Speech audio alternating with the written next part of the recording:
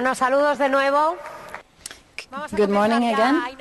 We are going to begin with the plenary sessions, and we will do so with a first-rank person. We have Kevin Spacey with us. You know him. There's nothing for me to say. He has won 2 Oscars. He is a theater director, and he is going to talk about a new facet of him. He's going to be talking about his new movie about the founders of Facebook that will be on theaters very soon.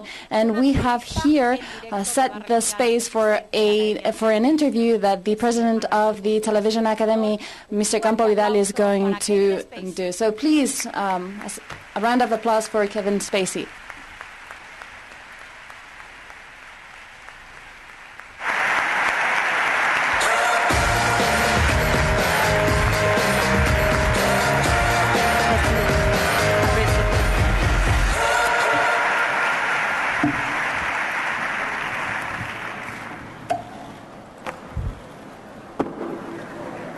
Buenos días, Madrid. Good morning, Madrid. Good morning.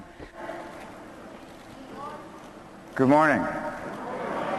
That's better.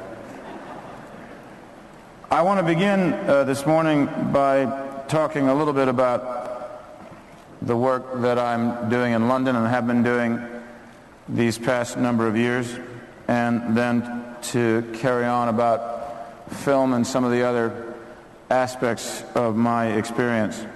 I have to begin by telling you that I still can't quite believe, even as we celebrate our 6th season of work at the Old Vic Theatre in London, to fully accept that this kid from South Orange, New Jersey in the United States has found himself as the artistic director. Oh, we got a New Jersey shout out? That was very nice. I'll just keep naming cities as I go along and see how we do. Vélez, yes? No, nothing. That I found myself as the artistic director of one of the oldest and most famous theaters in British history. So believe me when I tell you that I appreciate what a lucky dog I am doing what I love to do. I'm often asked, how in the heck did I end up working down and living near Waterloo Station on London's South Bank for the past 7 years, instead of lounging around some kidney-shaped swimming pool in Beverly Hills, collecting residual checks and sipping cocktails? Well, a lot of the reasons have to do with some pretty sage advice that my mother passed on to me. She believed that the best way to have a successful life was to become rich in all the ways that have value. I have had a remarkable journey so far. Theater, television, film, directing, producing, acting, recording music, performing in concerts, nearly every aspect of the creative industries I have found opportunity and have reached many of my own personal goals. But for those who only know me from film, I feel you only know a small part of me. For me, it all starts with education and opportunity. I grew up at a time in Los Angeles, California, when schools were well supported, in particularly the arts in schools. And I was quite lucky to have found acting at a very young age, and my luck continued because I then found some wonderful teachers and mentors who encouraged my first tentative steps toward becoming an actor. So I know how life-changing it can be for a young person to stand on a stage in a workshop or seminar or school program because you're looking at someone who was given those same experiences when I was a youngster. When I was just 13 years old, I attended a workshop with my drama class led by one of my idols, the great actor Jack Lemmon. I cannot begin to tell you what it meant to me after I finished performing a scene from a play when Jack walked up to me, put his hand on my shoulder and said, "That was such a terrific, kid. You ought to be an actor." Well, I was thinking about becoming an actor, and 12 years later I got cast as Jack Lemmon's son in a Broadway production of a great Eugene O'Neill play called Long Day's Journey into Night. And we formed a close friendship, and Jack became perhaps the most important mentor I have ever had. Through his example, he taught me more than any book I could have ever read. No matter how successful he became, he never allowed Hollywood glory to go to his head. His ability to create an environment that was open and filled with laughter was unparalleled, and his generosity had a way of rubbing off on everyone he came in contact with. I acted with him in 3 other films, ending with Glengarry Glen Ross, which he liked to call Gene Barry Glenn Close. I'm waiting for that to get up to the top there, that joke. So when I'm asked why I have turned the focus of my life toward our efforts at the Old Vic, the answers come tumbling out. A great deal of the reasons have to do with the people who have had such an influence on my life, who showed faith in me and believed in my potential. And that's why I hope at the end of my remarks this morning you will understand how I have ended up working on behalf of the Old Vic Theater, what mentorship means to me personally, and why I'm doing all I can to bring similar opportunities to as many young people as possible. Part of it, obviously, is the debt I feel I have to repay to those like Jack Lemmon who encouraged me, but also I know the difference that it can make when a young person is given a chance to experience the kinds of programs I did, and how much this can add to their growth and their prospects, and even in perhaps how they view themselves. When I work with these kids that we work with all the time now in New York or in London, I see my own experiences in their eyes, because before I began to carve out a professional career, I was just another student with a handful of dreams. And I think what makes these programs so unique for kids is that theater creates a sense of family, and that through these experiences we can teach young people to better communicate, to help find their confidence, build their self-esteem, and learn to collaborate, whether or not they want to have a career in the arts or not. Theater workshops require participation. There's no option to sit on the fence, watch from the sidelines, or refuse to engage. They demand an emotional investment that can help kids open up to express themselves in new and challenging ways.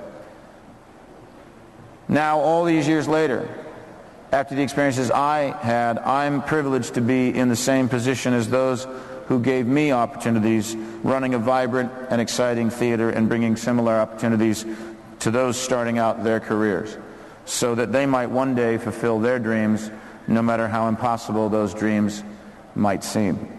So I believe without reservation that young people should be candidates for our encouragement, and that the arts and the creative industries must be supported. Amid the never-ending talk of credit crunch, downturn, recession, it is inevitable that the doomsters and gloomsters will say that there will be less money for arts and culture and the creative industries. So the question then becomes, does it matter? Surely these are luxury items that we can do without when times are tough. Well, as strongly as I can say it, I would argue no. I believe that arts and culture, far from being a luxury item, are a necessity in our lives, as individuals and as nations. Culture provides the magic of our experience and is the strongest ambassador that we exchange around the world. Countries may go to war, but it is culture that unites us. The words of a great writer, the style of a legendary dancer, the brilliance our favorite actors bring in bringing life to their roles, a Mozart piano concerto, the endless mystery of Mona Lisa's eyes and smile, the flickering images on celluloid and the countless stories they have told, and now on digital. Certainly in countries such as the United States or Britain, O'Neill, Scorsese, Tracy Hepburn, and Shakespeare country, this should be understood more than anywhere else in the world. And right here in Spain, your own rich cultural heritage proves that the arts inspire, uplift, challenge, stimulate our conversations, enter our debates, and remain in our hearts.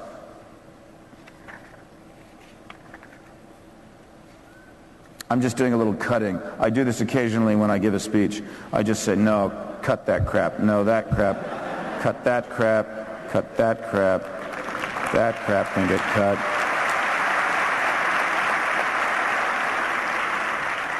In the area of film and the advances in the digital world, much is changing and moving rapidly.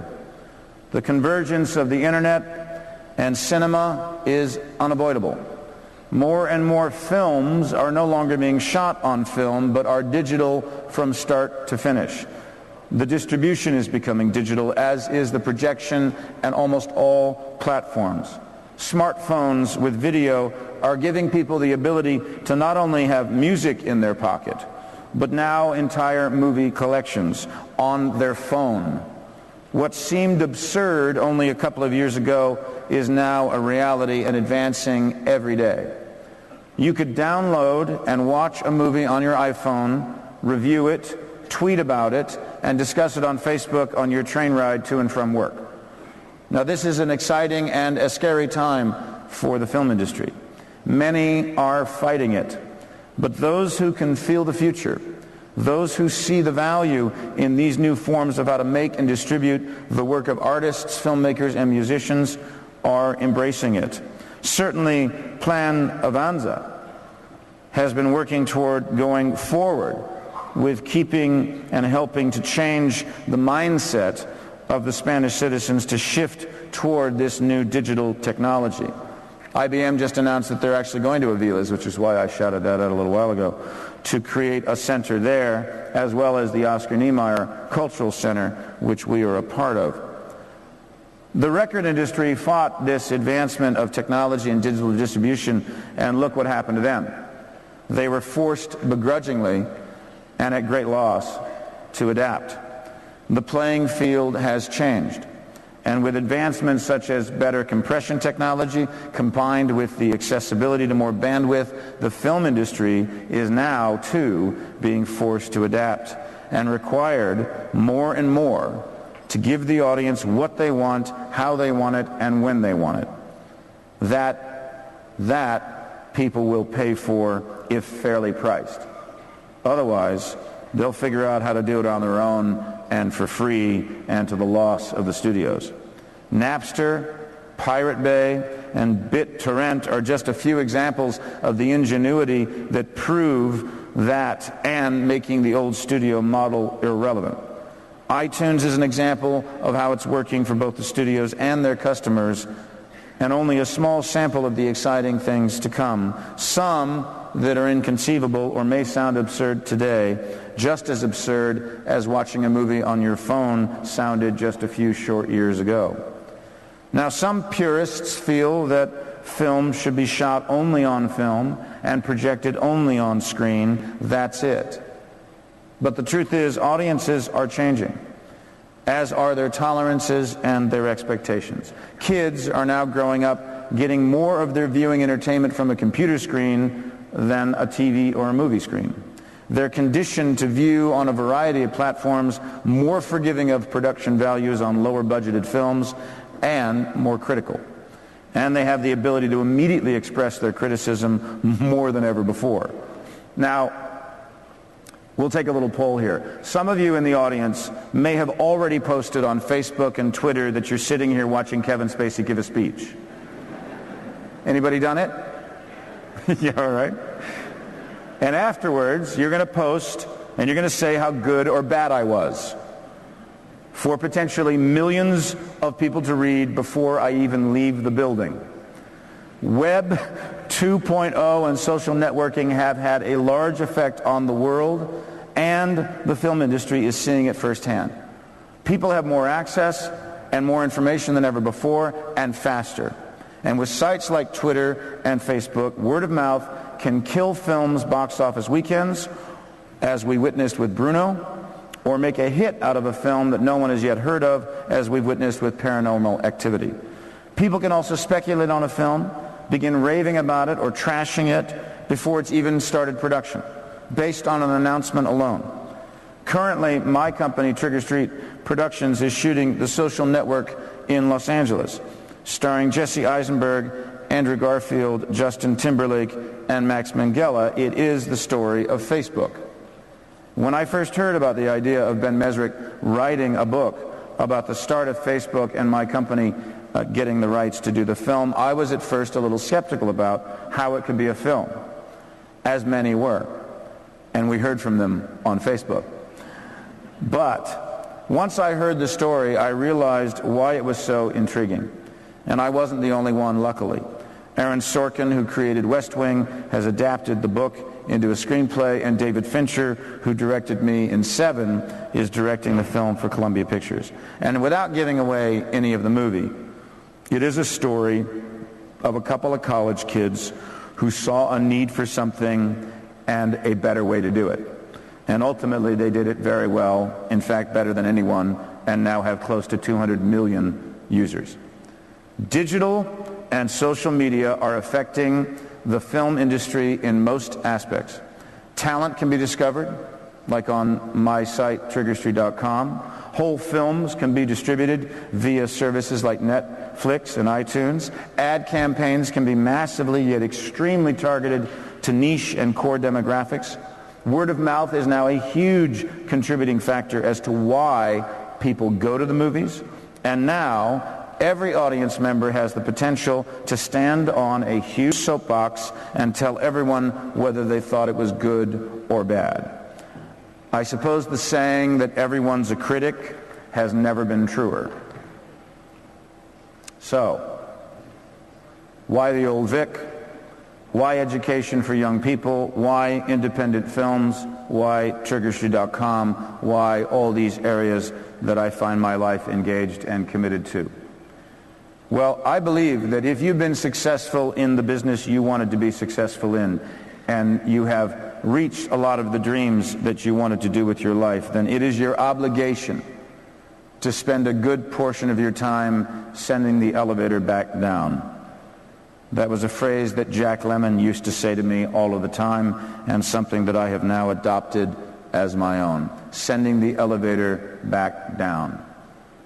All of us can send the elevator back down, because it doesn't matter what floor you're on in life, there's always someone just below waiting for the chance to be invited up. Our job is to make sure the floors we live on are not so high that we no longer hear the voices of young people crying out for opportunity and experience and change that will help shape a better future for them. In closing, let me tell you that I feel very fortunate indeed.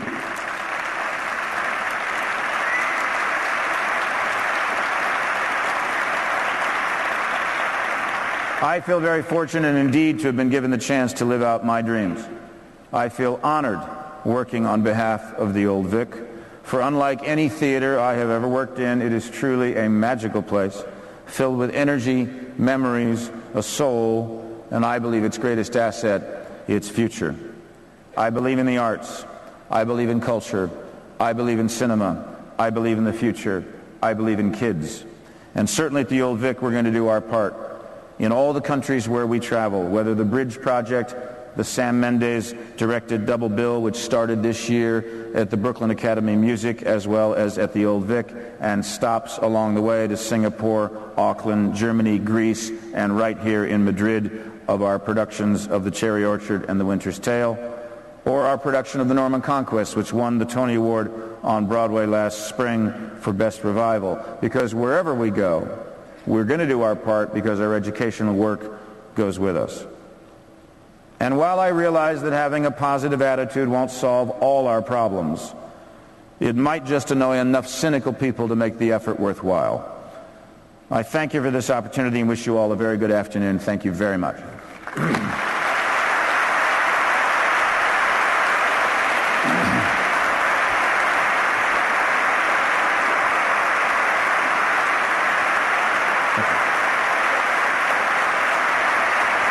How are you? I have a mic. Oh, this is right, right? So I can understand, yes. Un aplauso extraordinario. Apreciábamos todos. An applause, because we all appreciated what you said when you said that metaphor about the lift, about bringing the lift down, that is really true. That phrase, that sentence that Jack Lemmon said, and all of those who are downstairs are shouting, we have creativity to show to you. So thank you very much. It is an honor to have you here. It is great to be here with you today. And I'm going to try and tell you some of the questions that I'm sure that all of you are thinking of. And if you had the privilege, the opportunity of being here today, you would be asking Kevin Spacey. So I'm going to try and ask what the majority would ask. Facebook is there. So many millions of people in the world. 6 million. Only in Spain, 6 million of people are in Facebook. But there are other producers, nevertheless, other producers in Hollywood, other actors, other directors might have said, that is my movie. But you said it. You said, that's my movie. Why? Why did you do it? Because the phenomenon was important to you, because you had studied it, or because you're really a net surfer? No, well, I am an internet surfer, and I am on Facebook. Recently I got on Facebook and have actually started doing it because apparently there were 7 Kevin Spacey Facebook pages, which I had nothing to do with, which is a little creepy. The idea that people would be answering people as if they were me, and thousands of people believed that it was me. So there was this whole, relationship going on with anyway, we finally got the page and knocked all those other pages off. So I'm actually now participating in Facebook. I'm happy to say, which I think is right for the producer of the film, Facebook. And I'm also on Twitter, which I got on last, I believe it was April. And I've been very much enjoying the back and forth and being able to hear from people, whether it be in Madrid or Singapore or wherever one of our plays have gone, and someone might have gone and seen it, or someone has seen a film that I've done and wants to tell you, they'll tell you anything, either that you sucked or that they liked it or they didn't like your hair, or, people tell you anything on these network sites. The reason that the movie happened, quite frankly, is because my business partner, Dana Brunetti, and I at Trigger Street happened to be in what we like to call the Ben Mesrick business. Ben Mesrick wrote the book Bringing Down the House, which we made the film 21 on. And Ben was going to write the book on how Facebook happened. And he came to us first, and we decided it was absolutely a film we wanted to do. We didn't know what the story was, but it was once we began to gather the information that Ben was getting from his sources that we realized it was a really compelling, very entertaining idea and a story that should be told. Why did you decide to be a producer? Because you might have chosen to be an actor, or you could even have chosen to be the director. Why producer, and for the first time in your career? No. Well, certainly I've been producing for over 15 years through Trigger Street Productions, so it's not my first film as a producer. And the truth is, I feel the same way about sort of directing, acting, sort of in the theater world as well as in the film world, which is that it's not fair to take all the good parts or to steal all the good directing jobs. So I like to spread that out a little bit, and I figured David Fincher wasn't a bad idea. You have had the chance to speak with the founders, or have you had the chance to speak with the founders of Facebook? Did you ask them how this idea has affected or has had an impact in Facebook? How has this relationship between Facebook and the movies have affected the situation? Because there has been a relationship between Facebook and the radio and TV, but not with the movies. Well, I've only met Eduardo. I haven't met Zuckerberg. Some of them spoke to Ben in the development of the book. Some of them spoke to Aaron in the development of the screenplay. But what's most interesting about Facebook, is that it's the most powerful social network in the world, and it pulled the two guys apart who created it. So they don't speak, but who knows? Maybe the movie will bring them back together.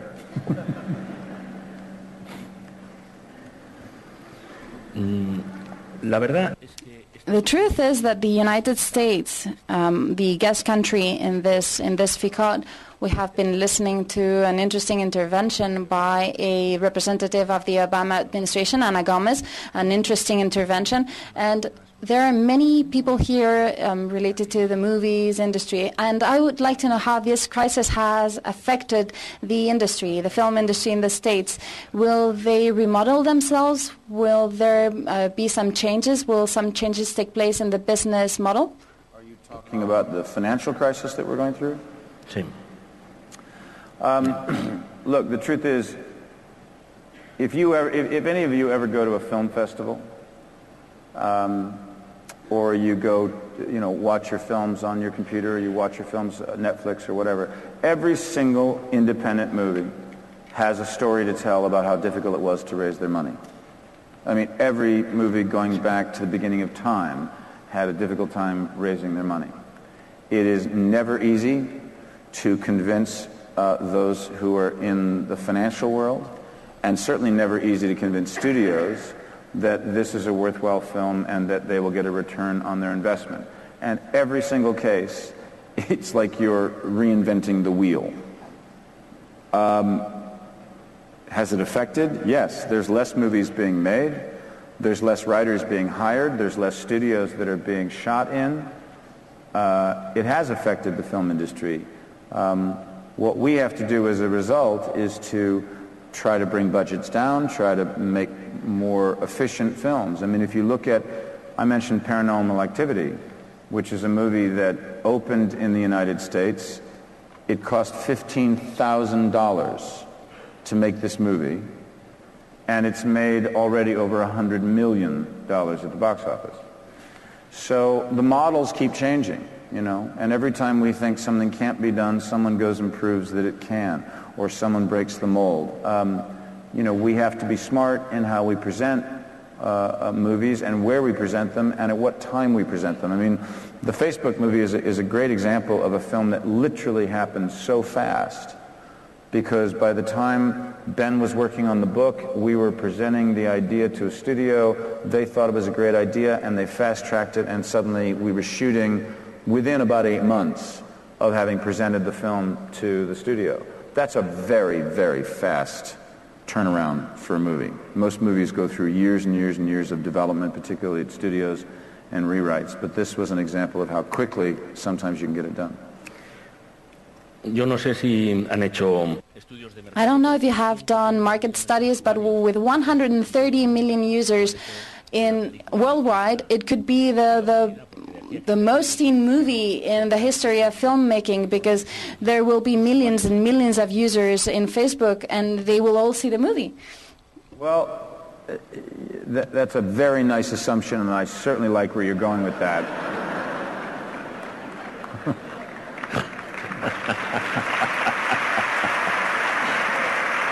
But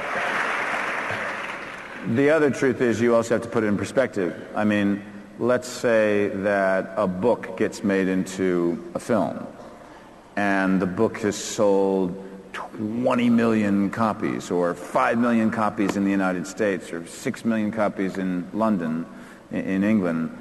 That's a really bad weekend at the movies, for a movie, like only making 5 million if you've gone and spent, 20 million or 30 million to make the movie. So there's never a guarantee that a film is going to find an audience. I think that the film, whatever the users of Facebook enjoy about the process of Facebook, it isn't necessarily a guarantee that they're going to enjoy the movie. A movie has to stand on its own merits. It isn't necessarily automatically a hit film because it's associated with something that's real. The other question is Obama. Facebook already had an extraordinary strength, but they say that never again in the world will there be a campaign, a political campaign such as the one with Obama. They will all be different thanks to the fact that one of the founders of Facebook was at the steering committee of Obama's campaign and had the capacity of connecting with the youngsters. Have you followed that phenomenon and that interaction between social networks and campaigns and political campaigns? Did you follow it? Well, certainly, I mean, I live in England, so I didn't see it to the degree, obviously, if I'd been living in the United States during the campaign. But there is no doubt that not just politicians, I think lots and lots of people are discovering that they can have a dialogue and a relationship directly with the public. I think also what's happened as a result of these kind of networking sites is that newspapers have lost their grip on controlling or steering public opinion. And that's certainly true in a political campaign as well. That now people get their information from so many different sources and places. You know, you can read about a movie on Twitter, and if people didn't like it, that goes out to millions and millions of people, and they may decide not to go see that movie. On the other side as well, if some people like a movie and they Twitter about it, they Facebook about it, it may well help that film. And we're seeing that happening literally in this year, I think, for the very first time. Se asegura que They say that Obama, apart from other reasons, we're not going to do a political analysis here, but he had the capability of connecting with social networks, which are the communication channel that is emerging right now. And when we take a look at the 60s, we see that Kennedy had the capability of connecting with the television, which was the emerging channel. So I think that Roosevelt also had the capacity of connecting with the emerging channel, which was the radio at that time. So Obama would be the further lens of that modernity. So he had the capability of connecting with the youngsters and having youngsters in his campaign. Do you share this analysis that I just made? Yes, I share this analysis that you just made, yes. I would say that there's no doubt that in 10 years, you'll be talking about the Obama ability to reach an audience that will have been usurped by some other technology that we can't even imagine right now. I mean, it will only get better. It will only get more outreaching. It will only get... And look, the great thing about it, too, is that you can send messages out about things that are of value and importance in terms of organizations that actually help people or help children or those services out there that need to get a bigger voice and need to get more donations from the public sector. A place like Twitter and Facebook is a fantastic place for organizations and companies that are doing great work, not just people that are running for office, but that are doing great work and help get their message out. And I think that's valuable too. There are a couple of things that really made an impact on me when you talked about the school, when you talked about your experience in school in California, when you talked about promoting art. The school is a determining factor, and I would like to talk about the school as a main step in order to be able to generate the basis for creativity, either for the artistic world or for any other creativity that we might find years later in the creativity of contents, what we are talking about here, which is digital content. I have to say that I think that the arts in schools in particular was so valuable for me, and now the work that I'm having to do and getting a chance to do at the Old Vic has been so extraordinary, because it's not about working with kids who necessarily want to go into a career in the arts. It's about what using the tools of theater and the artists of theater can do in helping kids stand up on a stage and learn about themselves and learn how to collaborate. And I think that goes right to customer care. Because the truth is, theater helps people learn how to communicate better. And how many times have any of us been on the phone with some company or in line at some corporation wishing to God the person we were dealing with had at some point in their lives learned to communicate better? Well, theater does that. And so I think that it helps society because anyone that's able to stand in front of a room and present themselves and present an idea is going to do that better if they feel more confident and equipped to do it than a person who hasn't had those experiences. La segunda cuestión que ha planteado muy interesante es que the other question that I thought was interesting is that culture is the best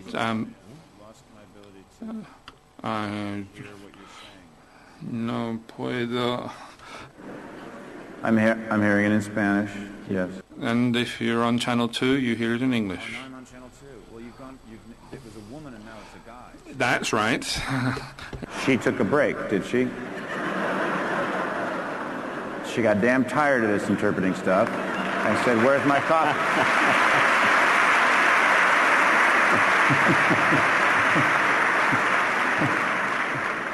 I see you in the booth. Where are you? She's left. Hello, hi. All right, go ahead. Talk really fast. Habla de... Iremos más lentos.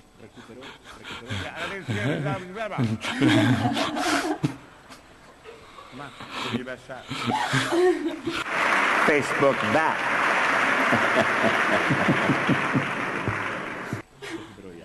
You're back online, right? I'm back online, yeah.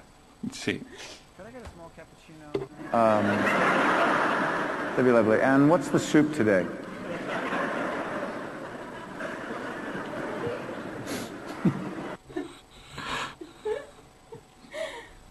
They're actually giggling in the booth. I can hear them giggling in the booth. They're trying to be professional, but they're giggling. You guys drinking? You've been drinking? En la cabina se ríen y yo sufro porque They're in no there- sé si they're in there like llega la this. traducción o no.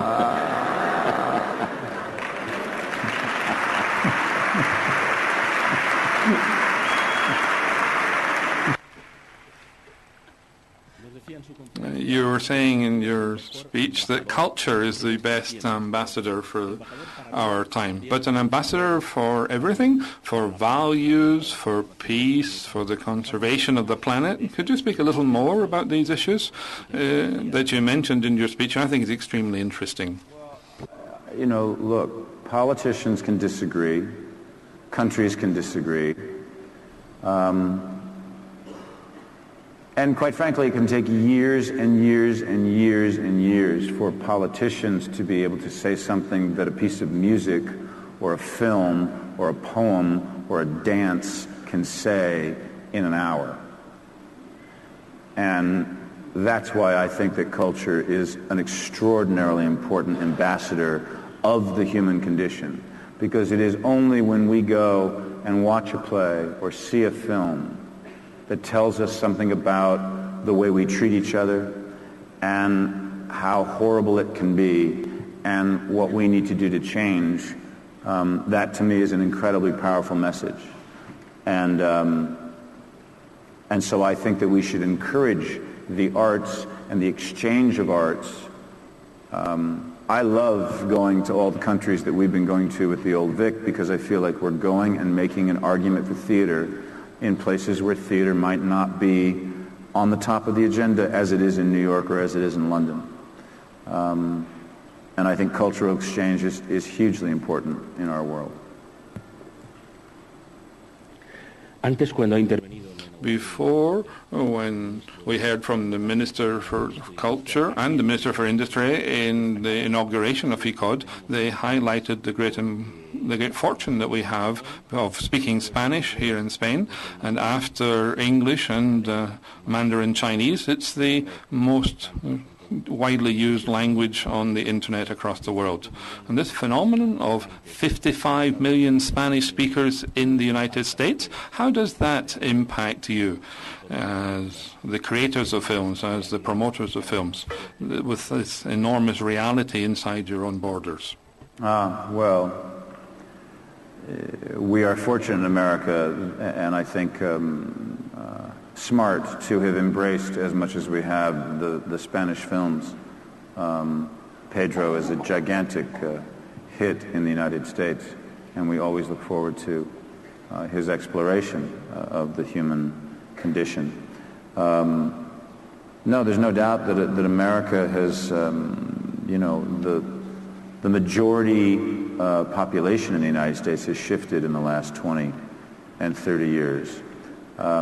And I think what's great about it is that, America, its strength has always been, it is about immigrants. It is about people who came from other countries and made their lives and their homes there. And we will always be an immigrant country. And I think it's hugely important that we keep those connections, keep those ties, understand not only our own history, but the history of Europe and where the world can go. So I think we're extremely fortunate to have as many Spanish-speaking people in the United States as we do. I learned Spanish, by the way, in junior high, but then I forgot.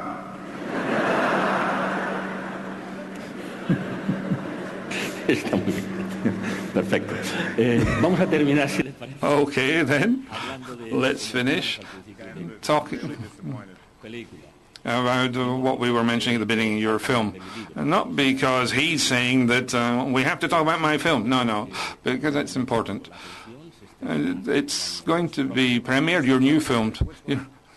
Película. Una película que creo que hará usted sobre... Any film you want to mention. Sobre Facebook. Yeah? Your film about Facebook. Say.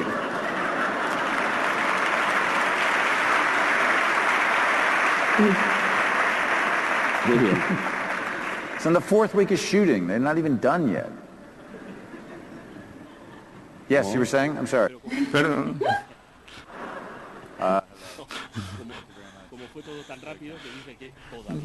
As everything was going very fast, that the book was being written while you were already talking about filming.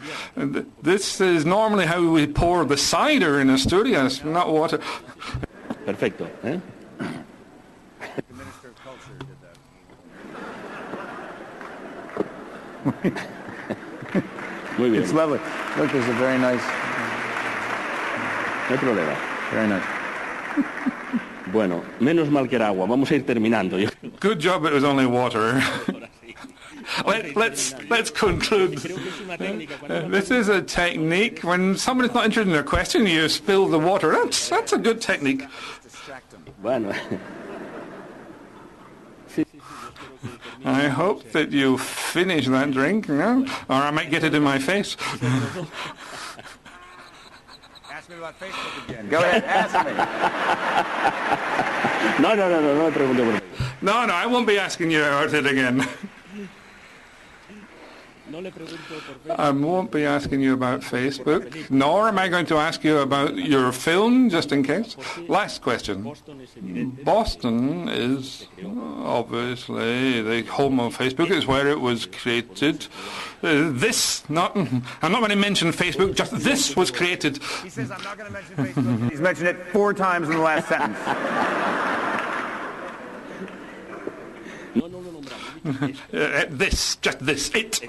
It was founded in Boston. Why choose Los Angeles? You've chosen Los Angeles. You could have chosen any city. There's a film being shot just now in Seville, and Woody Allen shot his films in London.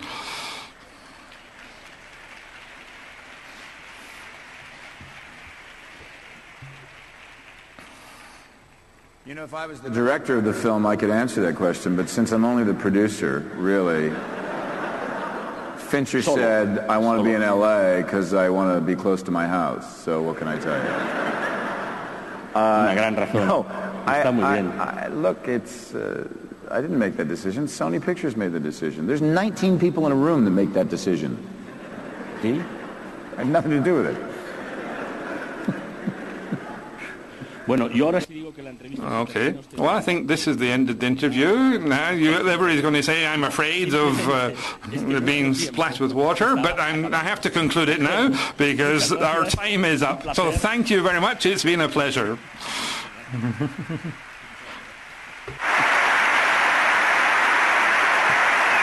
Extraordinario. Thank you. Thank you very much. Thank you. Thank you very much. That way. Thank you. Good luck. Sure, will you hang on to that?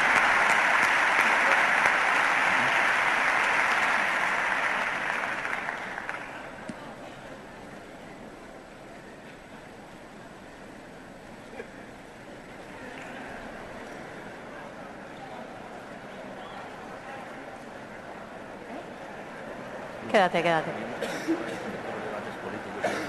Do stay, please. Yes, stay.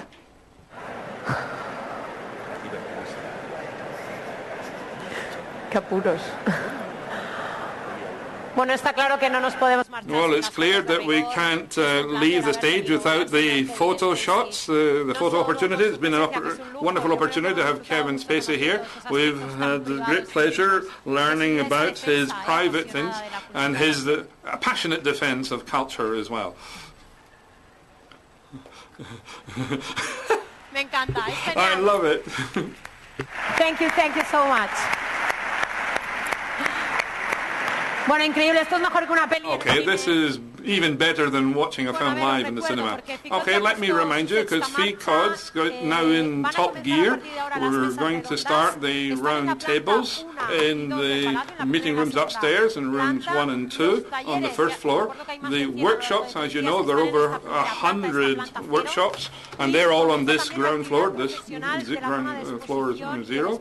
And the business areas and the contact areas are on the third floor area, the multi-purpose area, and remember to go there because it's very interesting for exchanging agendas and this exchange of views. So we'll see you all back here in the plenary session at 5:15 this evening.